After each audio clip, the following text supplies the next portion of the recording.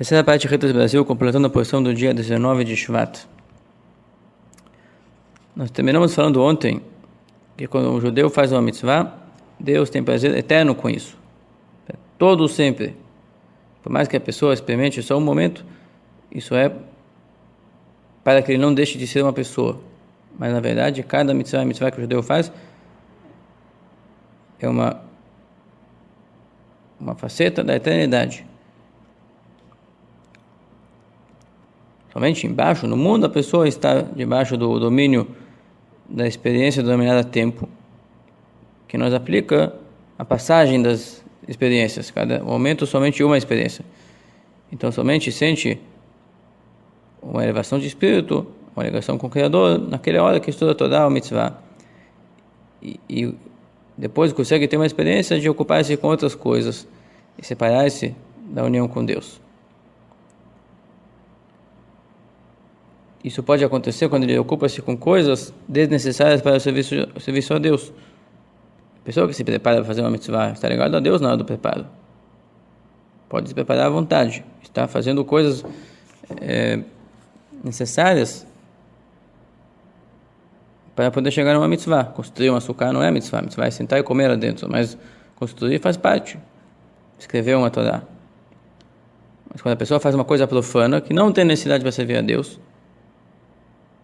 então ele está desligado do Deus naquele momento. Aquele momento representa um momento realmente passageiro. Não tem uma ligação com o eterno ali, com a eternidade, com o valor eterno do ser.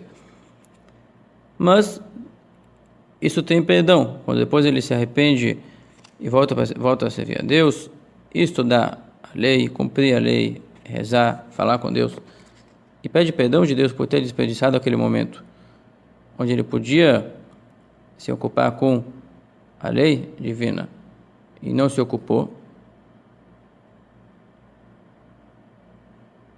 Hashem vai perdoar para ele. O que é perdão? Tem todo um trecho do Tânia chamado Egei Teshuvah, a epístola da Teshuvah. O que quer dizer um perdão? Mas em resumo, antes de se arrepender e pedir perdão é uma coisa, e depois de se arrepender fica melhor. Ainda mais se a negligência foi uma negligência de uma mitzvah ativa. Ele não fez nenhum pecado, ele simplesmente negligenciou sua obrigação de servir a Deus constantemente. Então ele se espreguiçou, negligenciou o serviço, mas não fez algo prejudicial. Ele só estragou o momento, estragou o tempo, mas não estragou nenhum objeto ou seu ser. Só o tempo vivido naquele momento ele estragou. A teshuvah dessa situação é mais fácil. Desperdício de tempo, logo que a pessoa se arrepende, é perdoado. Por isso nós rezamos 3 vezes por dia, pedimos, perdoe-nos, pedimos a Deus na oração de Amidah, de manhã, de tarde e de noite, perdoe-nos 3 vezes. Porque tem os pecados que quase diariamente nós não conseguimos evitar. Negligências. Principalmente a negligência do estudo de Torá. Que a pessoa não se salva todos os dias. O Talmud diz isso. Que a exigência de a pessoa se ocupar com a Torá é tão intensa. A pessoa está sempre estudando Torá,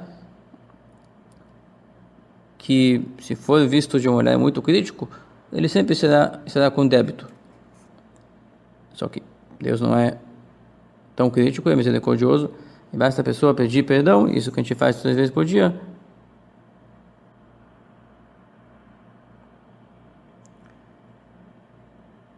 Basta a pessoa pedir perdão, que fazemos 3 vezes por dia, e a pessoa é perdoada. Isso é similar à oferenda diária que o povo judeu trazia, que também vinha pedir perdão, refazer os contatos com Deus, apesar das negligências que as pessoas acabam negligenciando seus deveres.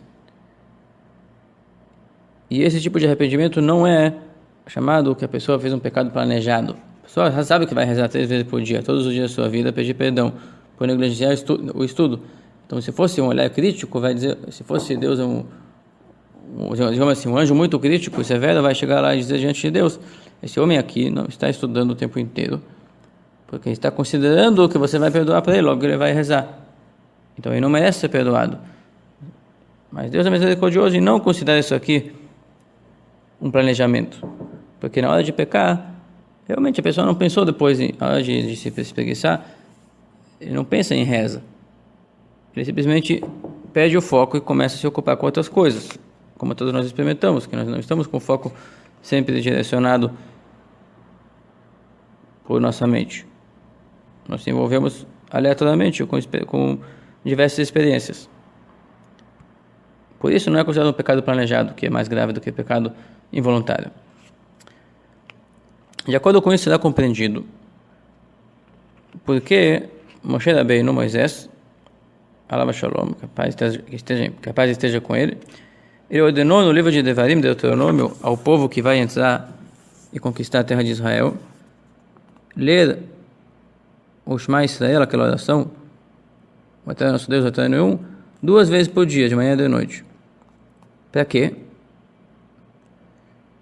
Para assumir sobre eles Deus como rei e assumir que toda a vida deles só tem valor quando estão atrelados e ligados a Ele.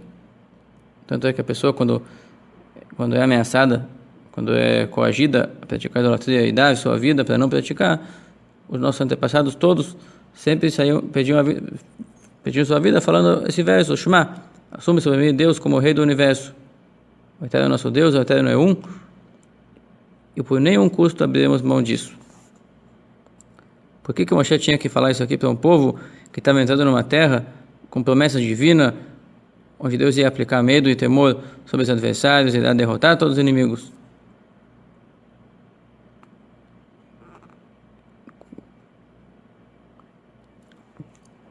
Por que é necessário?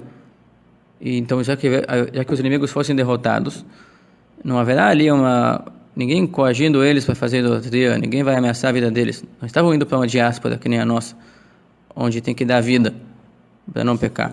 Estavam indo para a terra de Israel, numa situação maravilhosa, com milagres divinos de conquista e de soberania. Por que então tem que falar esse trecho que representa a disposição de dar vida? Porque o próprio não precisa ter inimigos. O nosso inimigo está em nosso coração. E Deus não matou esse nosso inimigo, o nosso mau instinto. Para cumprir a Torá e suas leis, é necessário a pessoa lembrar sempre a disposição de dar sua vida para Deus. A disposição de dar sua vida para não se separar de Deus. Isso tem que estar gravado em nosso coração sempre mesmo. De dia, de noite, que jamais sairá de nossa memória. Quer dizer, isso aqui tem que fazer parte do nosso ser, da nossa identidade, do nosso ser, daquilo que percebemos por nós sermos. Tem que fazer parte a disposição de dar vida para não ser outra coisa. Nós percebemos a nós mesmos como judeus e por nenhum custo abriremos mão disso. Por que tem que ter essa disposição? Com isso, a pessoa consegue controlar seu instinto, que é um ser astuto que está em nosso coração e nos busca nos conduzir em tendências pecaminosas revoltadas ou em tendências desfocadas da grandeza de Deus. Com todo tipo de desculpa, de artimanha, busca nos levar à situação de negligência e pecado. Para vencê-lo sempre, cada hora e cada momento, é necessário estar sempre ligado à consciência de que nossa essência é o nosso ser da maneira que ele é ligado com Deus. E o nosso ser da maneira que ele não é ligado com Deus não é o ser que nós optamos em estar. Em outras palavras, nossa alma não veio para dar vida a esse corpo, para estar desligado de Deus e ser um corpo físico que nem um animal. Se é para isso, ela nem entra no corpo. Ela pode sair desde já. Não tem nenhum interesse de manter um corpo se ele não está praticando sua missão. Não é Deus que não tem esse interesse. A nossa alma está tão identificada com o planejamento divino que a nossa alma, nosso ser, nossa consciência também faz parte desse contrato, dessa decisão de que não tem para que viver se não for ligado com Deus. Com essa decisão, tu supera o teu mau instinto, por mais que ele seja astuto e te coloque em situações adversas. Até aqui o Tânia do dia 19 de Shvat.